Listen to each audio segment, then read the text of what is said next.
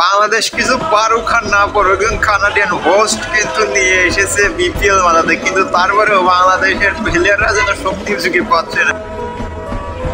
তো বাংলাদেশের নিয়ে নতুন করে কিছু বলার নেই, বিপিএল হচ্ছে, চলতেছে, চলুক, বিভিন্ন রকম ঘটনাও ঘটতেছে, ঘটুক, আমরা শুধু দর্শক দেখেই যাচ্ছি। আর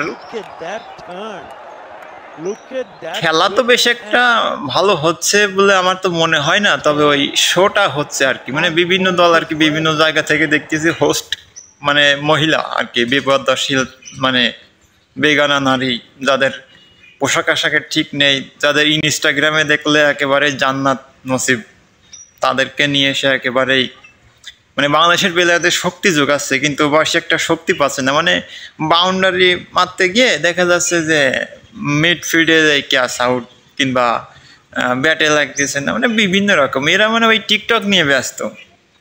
তো যাই হোক, খেলা হচ্ছে, হোক, ভালো লাগতেছে, ওই টিকটকটা চলতেছে আর কি, কিছু চলুক আর না চলুক, টিকটকটা চলতেছে। মানে ক্রিকেটাররা এখন টিকটক নিয়ে ব্যস্ত, খেলা হচ্ছে বিপিএল, সেটা নিয়ে কোনো মনোযোগ নেই, ওই টিকটকেই পড়ে রয়েছে। আর খেলার কথা কি বলবো, রংপুর রয়েছে নাম্বার 1-এ, খেলতেছে ভালোই। সেদিন দেখলাম যে একটা দুর্দান্ত ইনিংস খেলেছে সোহান, সেই লেভেলের একজন ক্রিকেটার, ইন্টারন্যাশনাল মানের, কিন্তু জাতীয় দলে চান্স পায় না। মানে একবারে আর কি 32-30 6 বলে 30 রান নিয়ে 7 বলে 32 করেছে আর কি, দলের জেতানোর জন্য। আর সাব্বির রহমান বলতেই হবে, তিনি একজন ইন্টারন্যাশনাল মানের ক্রিকেটার, কিন্তু তিনাকে হয়তো বা কোনো কারণ আছে, সেটা আমি জানি না, আপনারা জানলে কমেন্ট করে বলবেন।